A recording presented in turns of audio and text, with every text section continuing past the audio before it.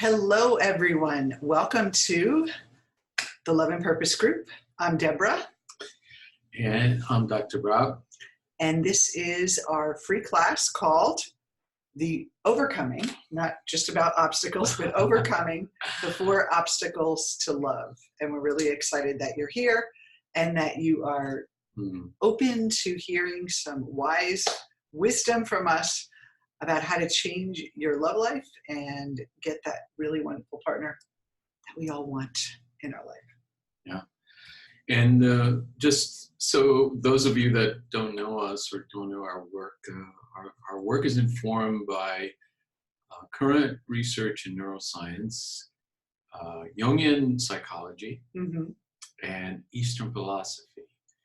And so you'll find some of these ideas they're not advice as most people think about relationship advice or talks about love Dating and tips. relationships.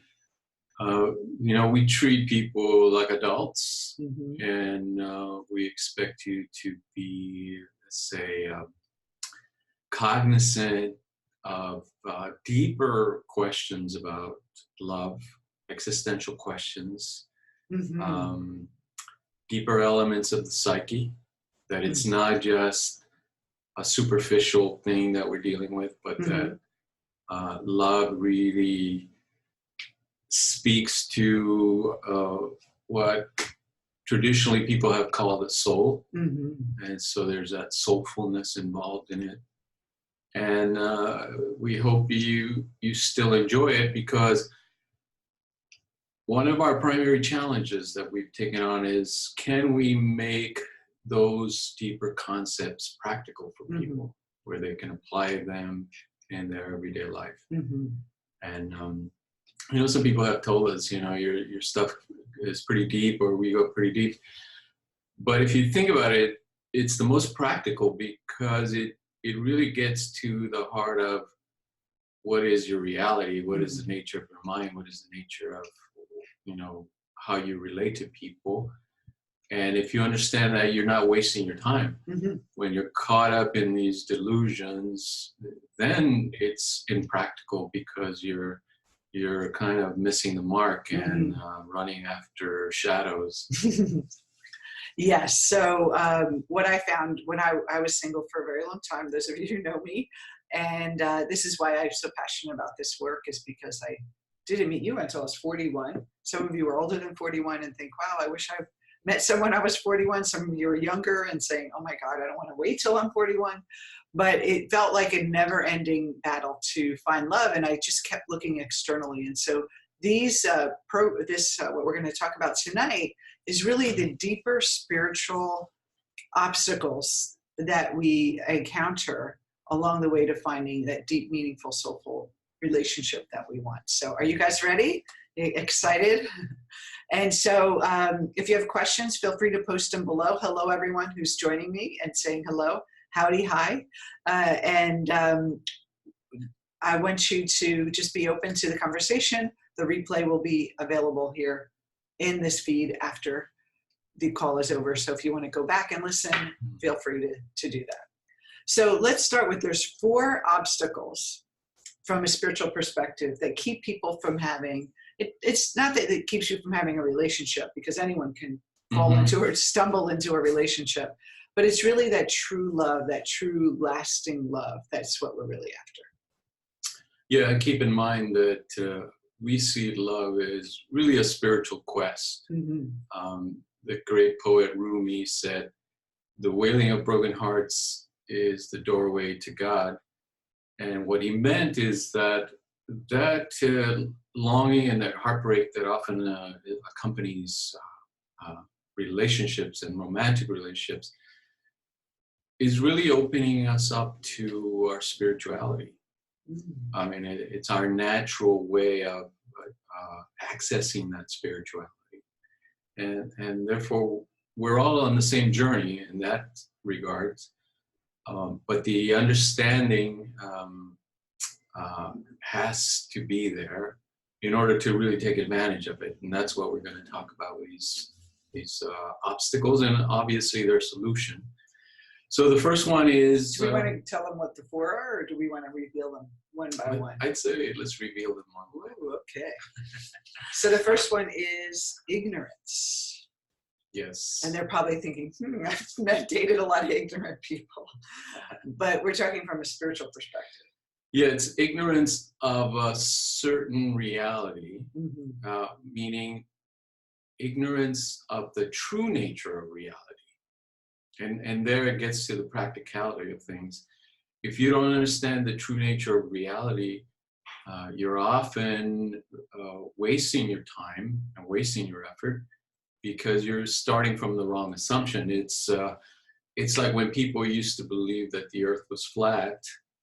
There was nothing wrong with their cognition, their minds, but their understanding, their ignorance, right? Their ignorance of the reality of the earth caused them to act in a limited way. So where obviously, they didn't go out to they were like, the edges are going to fall off. That's right. It made sense. It made perfect sense in that paradigm. So the paradigm that most people operate under is that reality is separate from their mind. And this comes both from Eastern philosophy and the current neuroscience and perception confirms this, that what you experience as your reality is actually constructed by your mind. It's a hard concept for most people to understand because everything is telling them that they're observing some objective reality that's separate from them. So ignorance of the truth that your mind is actually creating reality, that's the first obstacle. And a lot of people experience it as love is out there, that there's this other person that's going to come in and give me something I don't already have, that I lack, and that it's assumed that only married people are happy and single people are unhappy, and that marriage makes you happy. All those assumptions about when I have this other person and a companion, then there's some sort of security. I feel accepted in the social setting, and all these ideas that we misunderstand about love. And so the ignorance is that what we experience in relationships, every person that comes into our life is reflecting our mind. And that is, like you said, a hard pill to swallow but you don't understand. Everyone's dated that person and they all had the same experience. Yeah, well, everyone had that same assumption about themselves, and that's why they were drawn to that person. So when we meet someone, or even in any type of relationship, whether you're at work or with friendships and family, you're seeing your mind through them. That experience is feeding into your five senses. Your mind and brain is processing based on past experience and then telling you a story about what that is. Yeah. So Carl Jung says, when you realize yourself, you realize the world. What he meant by that is that when you understand the nature of your mind, you understand the nature of the world. So you have to understand both concepts, that the world out there is essentially created by your mind, and that your mind is more like a projector than a receiver. It is essentially what you are creating through your mind that you are experiencing as out there and separate. And that includes relationships. People want to say, yes, but, I can accept that as to my thoughts, my dreams, my aspirations, but there's other people and they have their own will. And, this thing happened to me in the past and they hurt me or they did this to me. And of course, accepting that you're creating this entails taking responsibility for your life, which is the hard part really for people to accept, And one of the main things to take away from ignorance is this idea that any external conflict is reflecting an internal conflict. So whenever you want something and out there it's not showing up or not showing up in the way you want it to, and there's a conflict, that external conflict is reflecting the internal conflict. So people that aren't paying you money or hiring you for a job, dates that don't call you back, contracts that fall through with people, anything that feels like there's something happening out there, and you feel this like need to want to control out there, then you're in ignorance already. You've already started off on the wrong foot, and you're really going to not be free or be able to change your life in a big way if you come from that place. So any external conflict is an internal conflict. So that's number one. And so how do we start to address this obstacle or work with this obstacle? Well, the first thing is to study the science of mind, understanding, not the religion, but the understanding of the mind. If you do some research on the science of perception, the double slit experiment, some of the quantum physics, even just what we know about the brain and how it processes the external reality, it's not as real as we think it is. And when we imagine ourselves in a situation, our brain actually thinks we're there. So visualization is very powerful. So it's like opening up your mind and learning about how the mind works in a scientific way would be one. And then the other one would be to read a lot of Eastern philosophy. One of the greatest books I've ever read was the Gita, the Bhagavad Gita, which is a story of basically the foundation of Vedanta, and it's really great philosophy. It's confusing the first time you hear it, but it really has some really deep, solid lessons about life and reality that make you really understand what you're working with. So studying those, and we of course have courses. We have a course on the Gita if you're interested in going deeper with the Eastern philosophy. But yeah, get we can recommend the Gita book that we would that fits in with this. But I think beginning to study this and asking yourself those questions, like, is reality? Don't make assumptions on what everyone else is telling you reality is. So number one is ignorance. So if we feel that love is outside of us and it's external, then we're going to be chasing it like a carrot. In the horse case, chasing the carrot, we never get it. Yeah, and then the next one's kind of let's say, follow from ignorance or ignorance of the truth, right? Not so it arises right, from the ignorance. Yes, which is ego or egotism. And this is really, in the context that we work, we think about it as identifying with our body, with our internal dialogue of ego, and with our persona, our personality. We start to think that that's who we are. And that is a direct, let's say, a direct outcome of that ignorance of the nature of reality, that we start to think, well, I'm a separate creature, separate being from the world, and I'm isolated in this little body, and I'm inside my head somehow. And that's all there is to it, right? I have to survive. I have to do these things. And if I want love, I have to wait for somebody out there to love me.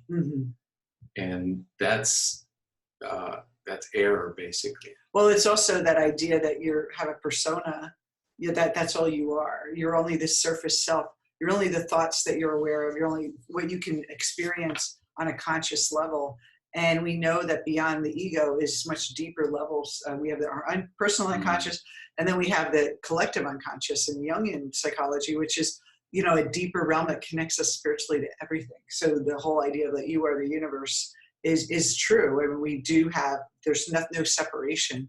And so when egotism, if you're in egotism, which arises out of ego, here's what you're going to do. You're going to judge yourself by your persona, which is how much money you have, what your education is, what your body looks like, what your face looks like. Do you have pretty hair or not? Do you feel attractive? Are you smart? Do you have a good personality? Does that sound like a dating profile for you? And then you judge other people based on their persona, which is their looks, their accomplishments, their success, and all those things aren't really who we are. They're temporary kind of masks that we wear, and they're constantly, I love what you said, they kind of constantly shift.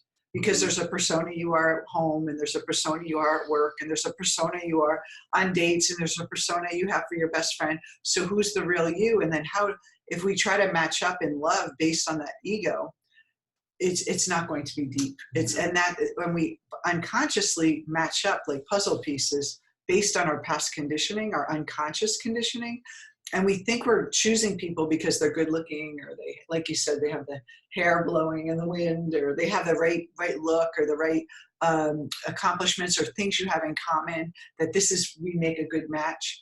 But it's unconsciously, we're drawn to people by our emotional, psychological patterns.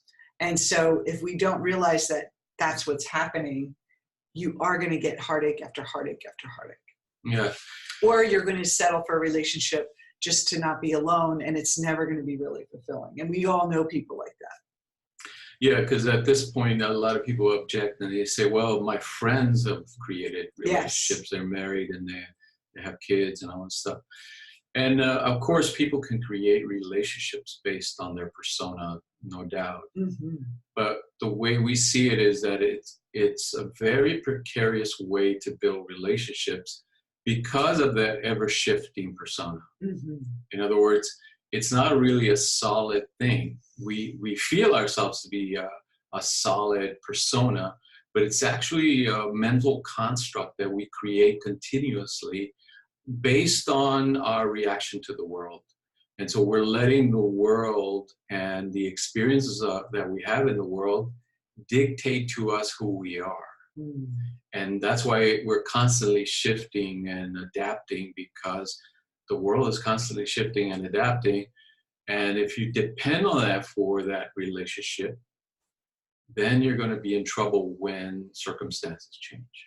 And we see this, that's why the divorce rate is so high, because as people shift and change according to the circumstances, they say, well, I'm not in love anymore, or I fell out of love with this person. Or he cheated because there was nothing in the relationship. Yeah, they lied to me. Yeah, they betrayed me. Well, and here's a really good way to think about it, is that I want you to think about recently, if your persona exuded confidence when someone was pursuing you, and your personality was more joking and more relaxed, you're on a first date or a couple dates and everything's really nice and light, and your persona is kind of fun and carefree, and you feel like powerful, like this guy likes me, and then they kind of pull away, and then your persona changes. Your persona is like, gets a little needy. That spark that you used to have, that confidence starts to go away, and you're tied in to this other person attention, and you have this dark mood, or you feel a little edgy, or they do something and you get angry. And then what happened to that the girl that was so happy? And as a great example of this, I love movies, is that 10 Ways to Lose a Guy in 10 Days, where she meets him, and they had this great connection, and then she plays this persona of this other person, and he kept saying, what happened to that woman that I met the first night? And we tend to do that. We also see that in other people. We're really attracted to someone at first, and then something changes. Either we start getting busy, and then another side of them comes out, and now we see how shifting and how insecure that persona is. It's not insecure in a unconfident way, but insecure in it's not solid. Mm-hmm. So you can't rely on it.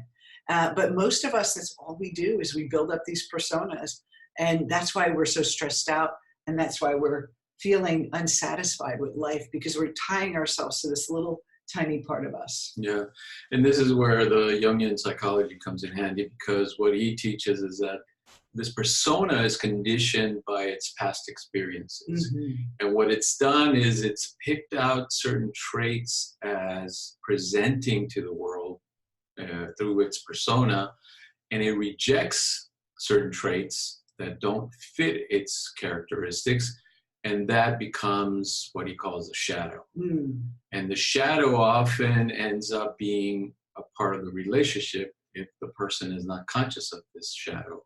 That is, if they believe they are their persona, they end up projecting their shadow onto the partner. Mm-hmm. And they end up playing out exactly what they don't want in a relationship. Mm-hmm.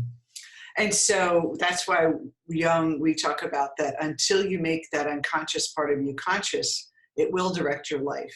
So if you only see yourself as the ego and that ignorance, that you're not connected to anything, you will feel as though there's fate happening to you. That one, this person, you have meet someone and it's a random experience that's outside of the realm of your control, or if they leave, or when that person shows up is out of your control. And so, so with individuation, which means you're moving your self-identification away from the ego and this little persona to the deeper true self that you are, that is where you can really find love. And it's a process, so we're not going to go through it all tonight, but that's really, if you're wondering why you're having trouble, this is the second reason. It's the ignorance, and then we think we're the ego. And then the fourth one is attraction. Third one, sorry. I'm jumping ahead. Third one is attraction, which it seems kind of funny to say that attraction is an obstacle to love. Yeah. So let's clarify. Yeah, what we mean by attraction is more attachment than anything. Mm-hmm. When we think, again, based on the ignorance of the true reality or the true nature of reality, and then believing that we are the ego, we think that someone out there or an object out there, in this materialistic society, we always believe that things will make us happy. Mm-hmm. So relationships kind of fall under the same category. We think when I find the right person, they will bring happiness to me. Mm-hmm. They will make me happy. And that is attachment. It's a very subtle form of attachment that we think the external things will make us happy, will fulfill something in us. So it's kind of like a hook, like we get hooked in and we think, if I hook into this thing, it's going to make me happy. Food, if I ingest this food, if we pull it in from outside and put it in me, it'll make me happy. If I get enough money in my bank account, if I find that person to call me back and marry me and commit to me, then I'll be happy. That's that attachment. Now, there's a difference between attachment and pure desire, which is the desire in life to just have, a relationship and to have money and to be successful. There's nothing wrong with that. And you can choose to have those things and want those things without attachment. Mm-hmm. And it's very tricky. It takes a little mastery, but you can. It's almost like a difference between a want and a need. If you want something, you could want anything, but when you need it, it feels like your survival is at stake if you don't have it. And when it gets that way, what happens is we keep creating the opposite.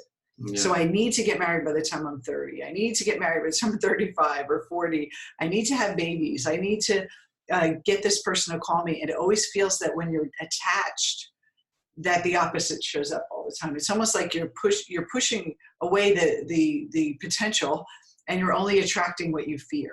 And that is that attachment that causes that. Yeah, this teaching comes from the Gita. And what it says is essentially that even if you get the objects of your desire, what they do is they bind you.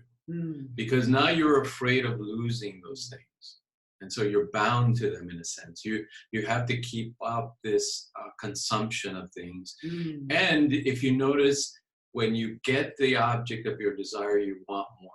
You want something more. You know what I'm just thinking? I wonder if that's why people, the hoarders, like that psychological thing of it, is they're gathered, like they can't separate themselves from the objects they acquire. It becomes a part of them. Yeah. That if they lose any of that. And so think about being a hoarder of people and things in the world, like you're taking everything on and you're afraid to let it go. That's attachment. Yes. And it further teaches that you can obtain those things. You can have those things. Obviously, we're not going to sit in a cave and not want or desire anything.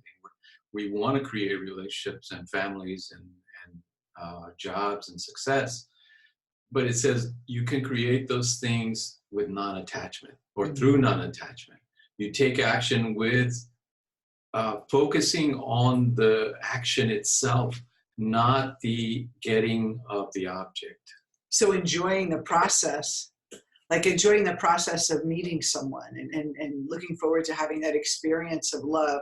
Without that, everything's on hold until I find that person. Yes. And a lot of people object to here at this point, and they say, that means I won't be able to enjoy these things. Mm-hmm. On the contrary, you'll be able to enjoy them a lot more because you're not afraid of losing them. Mm-hmm. You're not attached to holding on to these things.